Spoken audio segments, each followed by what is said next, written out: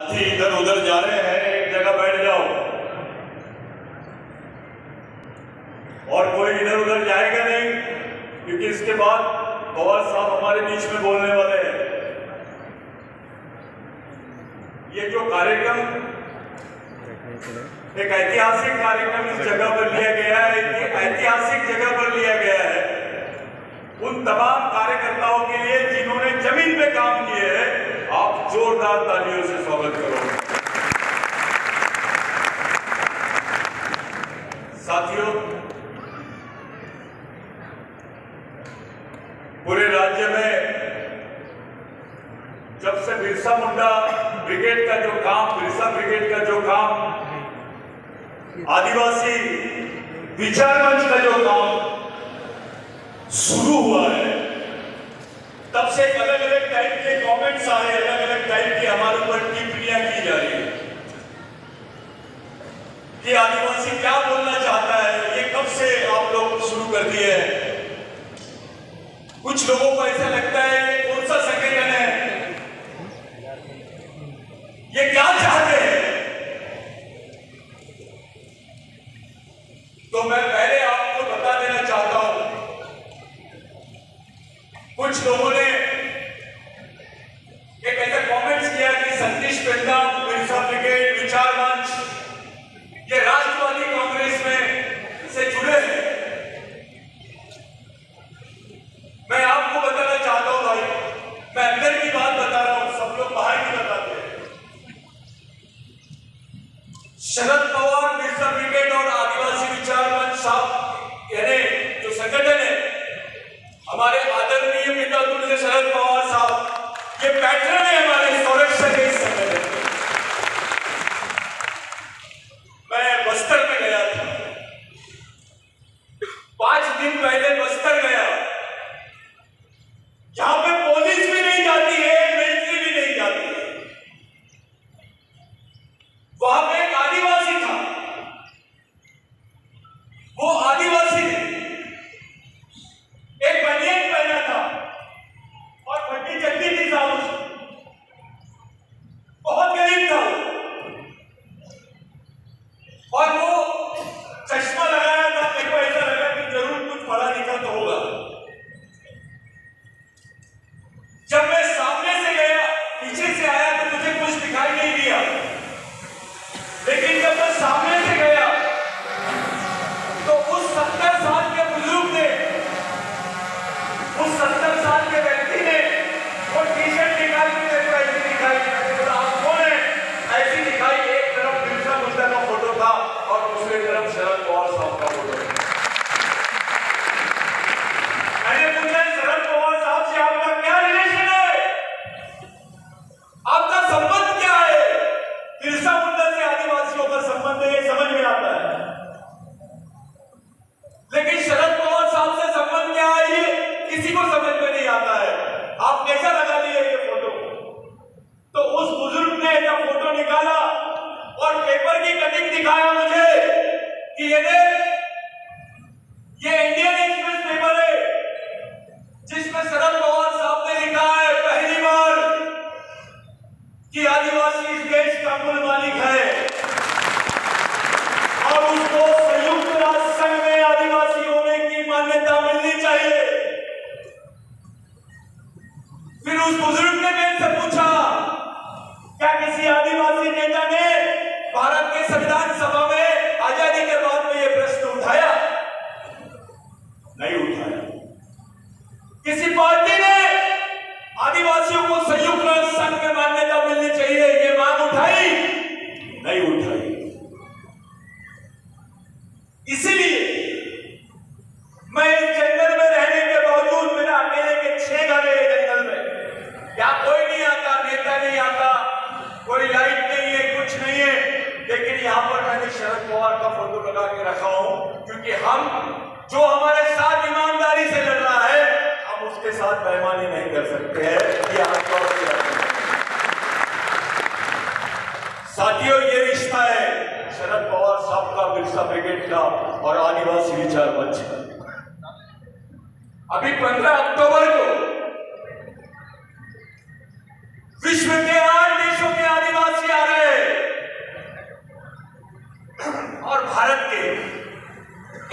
राज्य के आदिवासी प्रतिनिधि नागपुर में आ रहे हैं इंटरनेशनल कॉन्फ्रेंस के लिए। आजादी मिलने के बाद 1993 के बाद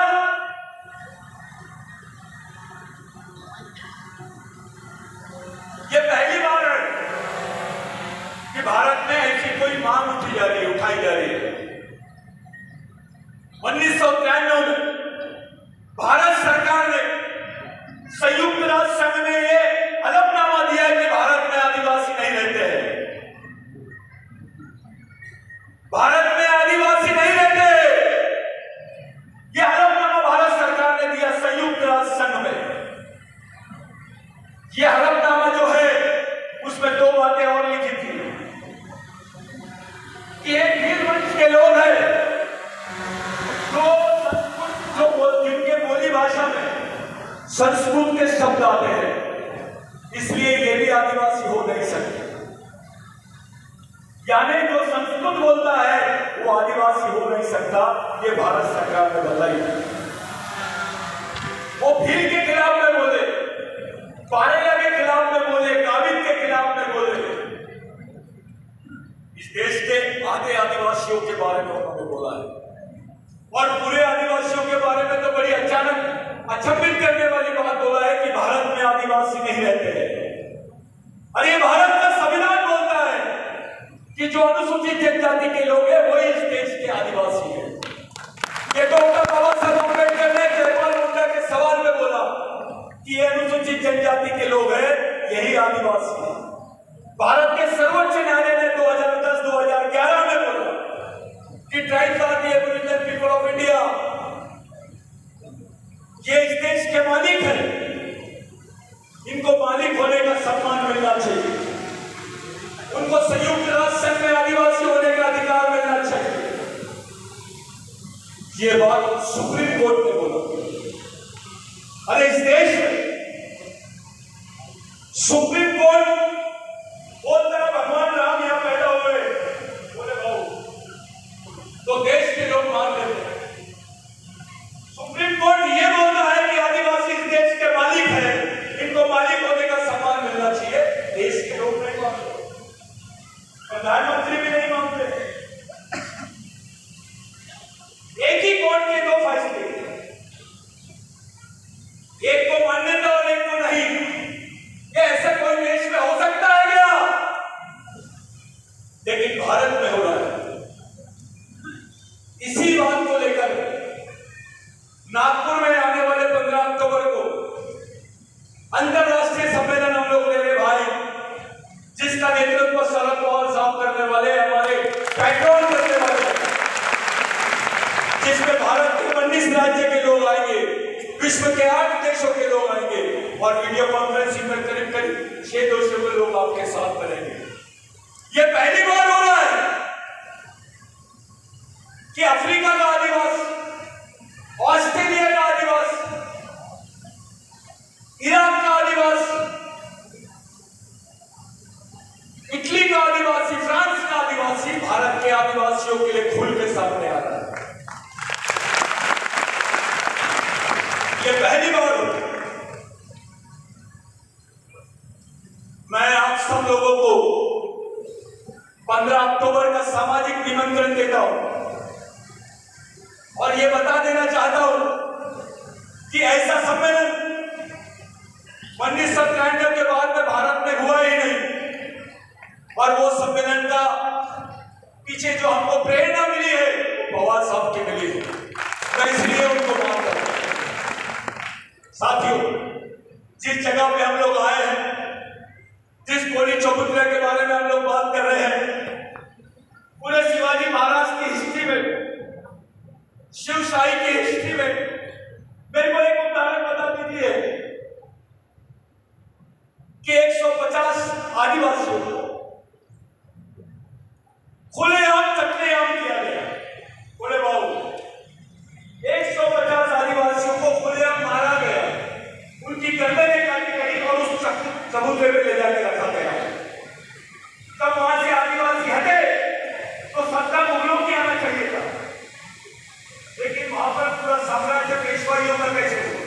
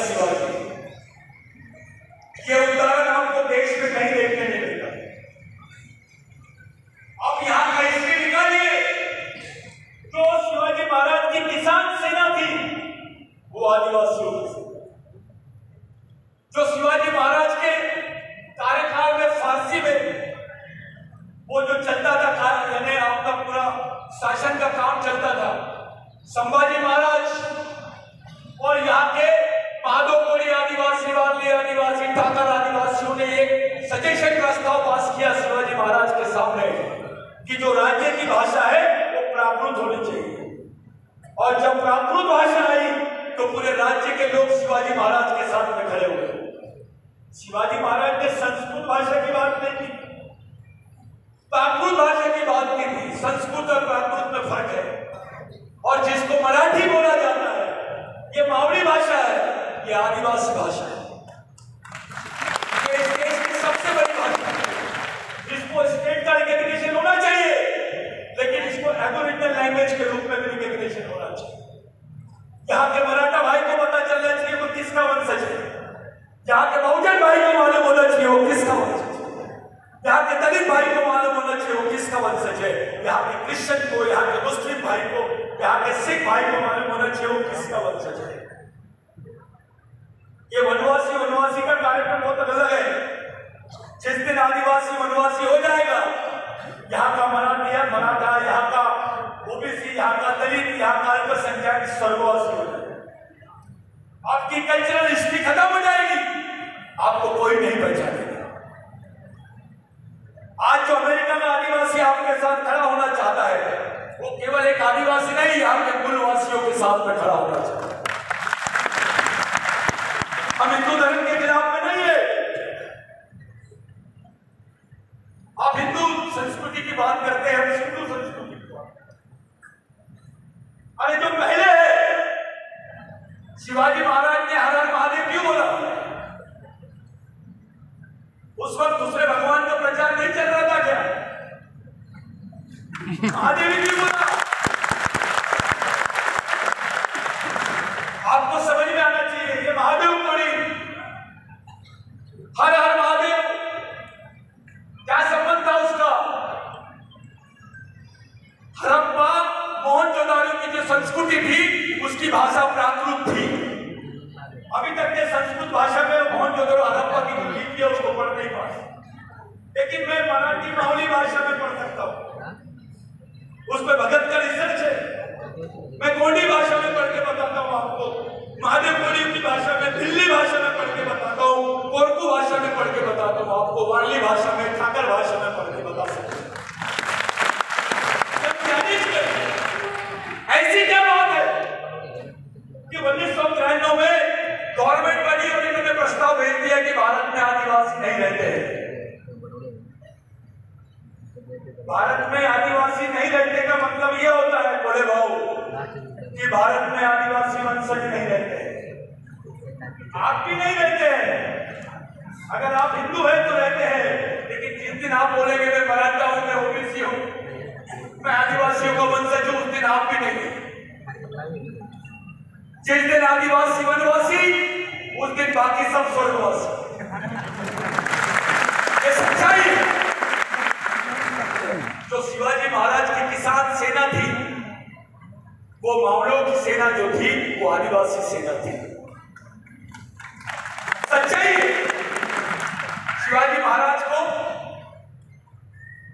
बचाने वाले लोग, उनको मालूम था कि अब हम मरने वाले हैं, बावजूद उसको बचाने के लिए शिवानाई नाम का व्यक्ति जाता है।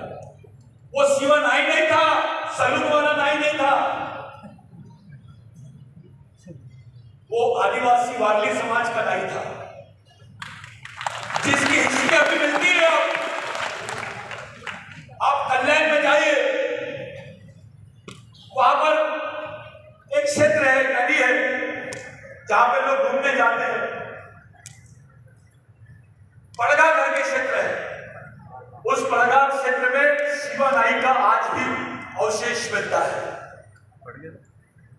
जो संघर्ष चालू है वो संघर्ष पहचान के लिए है, वो अस्तित्व के लिए। आदिवासियों, ओबीसी, मराठाओं, दलितों को, अल्पसंख्यकों को आज इतना सीनियर मोस्ट नेता मिल सकता है।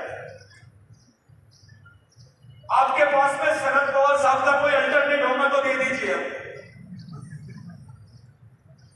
ऐसा कोई व्यक्ति हो जिनके पास में इतना अनुभव है, ऐसा कोई डॉक्टर है आपके पास में पवार साहब जैसा, जिनको समाज की बारीकी मालूम है। इसके बाद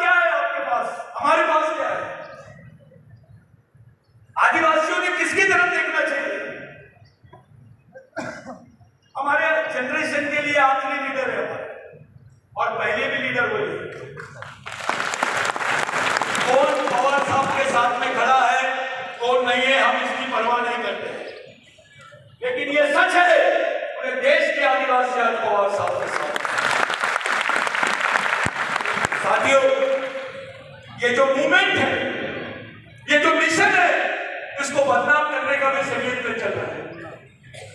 आप मुस्लिम को आतंकवादी बोल दीजिए, आपको गोली मारने का अधिकार मिल जाता है।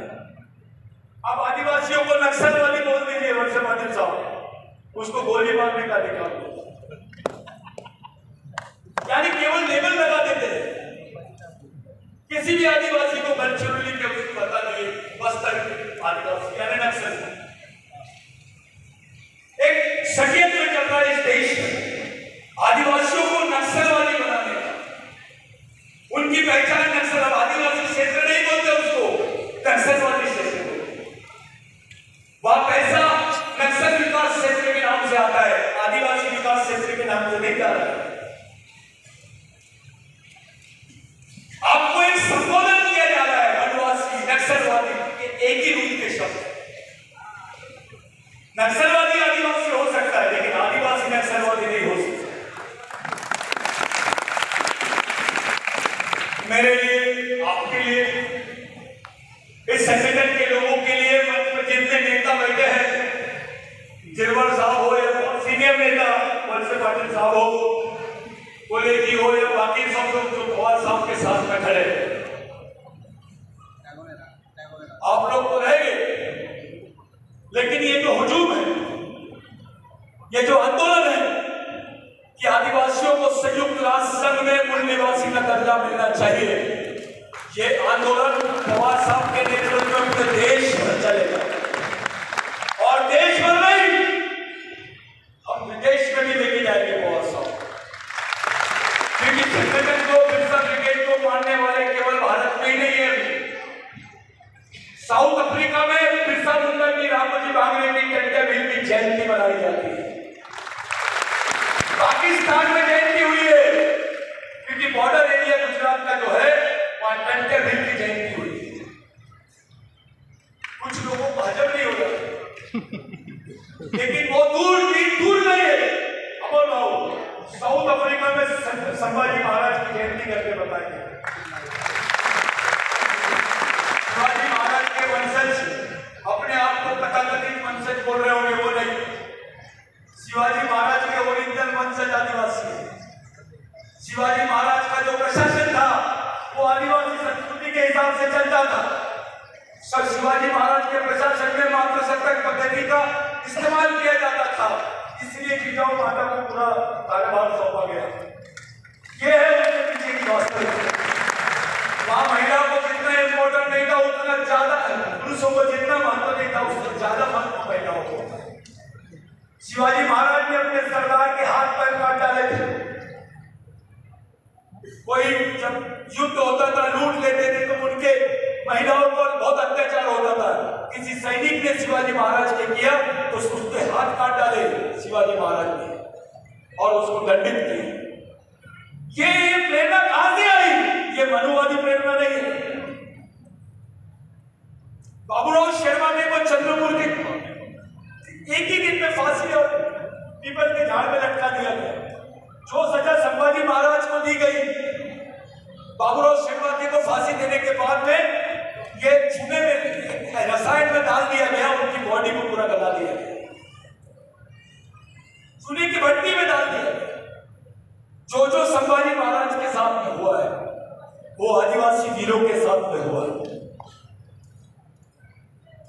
राघोजी भांगरे, उनके पिताजी स्वतंत्र सेनानी, उनकी माताजी स्वतंत्र सेनानी, उनके दादाजी स्वतंत्र सेनानी, बताइए मेरे, और सब शहीद हो गए। ऐसा वंश है क्या भारत में? बाप भी स्वतंत्र सेनानी, मां भी, दादा भी, भाई भी, काका भी। ये उदाहरण आपको आदिवासियों का मिलता है। आने वाले 15 तारीख को, 15 अक्टूबर को, जब कोई आदमी अफ्रीका से देश में आ सकता है, ऑस्ट्रेलिया से आ रहे हैं, तो आप जुन्नर से नागपुर आ सकते हैं अपनी मांग के लिए। ये आंदोलन है, इस आंदोलन को जिंदा रखना अपना कर्तव्य है। जो नेता जन है, आमदार है, विधायक है, मैं उनको भी खुले सामाजिक निमंत्रण देता हूँ इस इंटरनेशनल गैदरिंग का हिस्सा बने। साथों साथ एक गलतफहमी निकाल लीजिए कि आदिवासियों में जो बिरसा ब्रिगेड चलता है नक्सलवादी संगठन है। थोड़ी और गलतफहमी निकाल लीजिए, नक्सलवादियों से भी ज्यादा डेंजर संगठन। नक्सलवादी सिर्फ बंदूक उठाते, उनके पास तो AK-47, उनके पास कम है, हमारे पास पवार साहब है।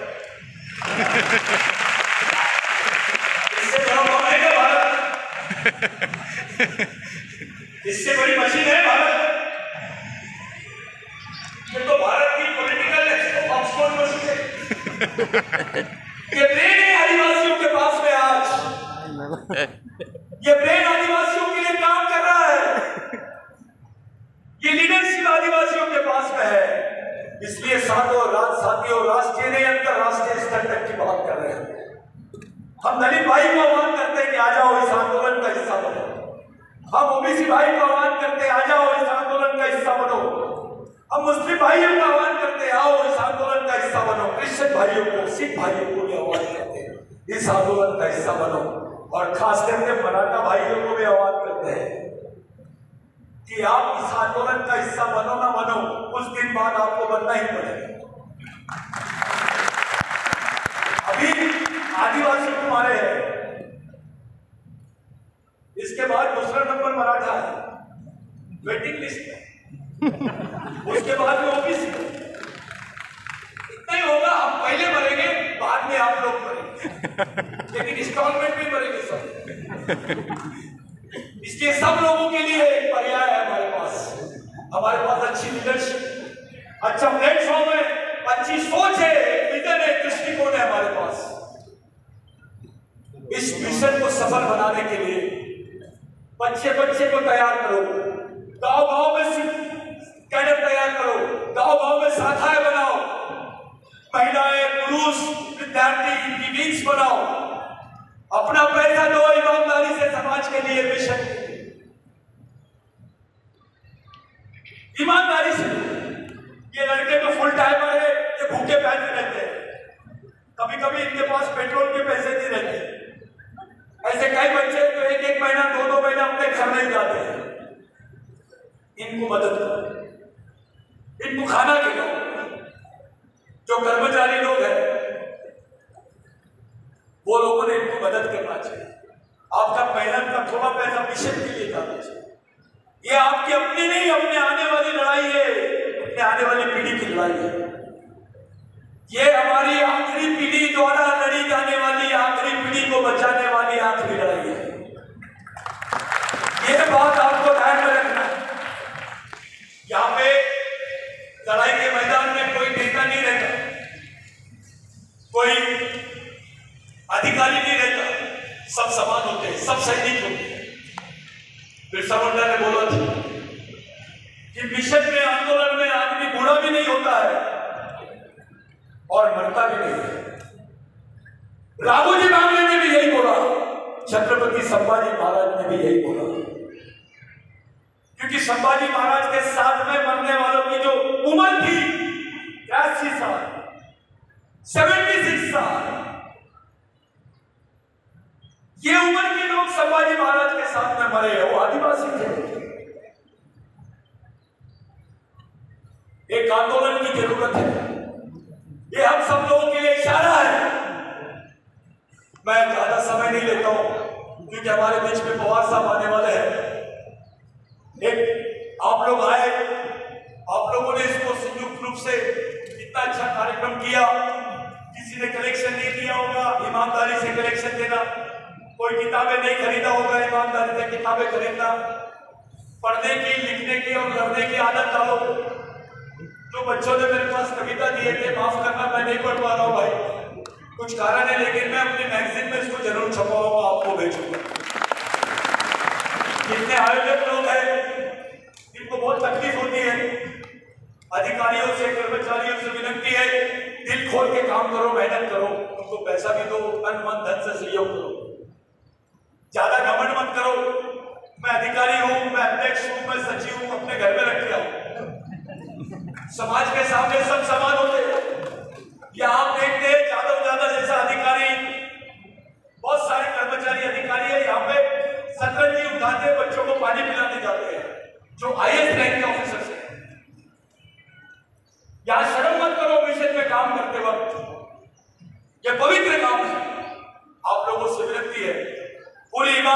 साथ हम लोग शांत चित्त से पवार साहब को सुनेंगे।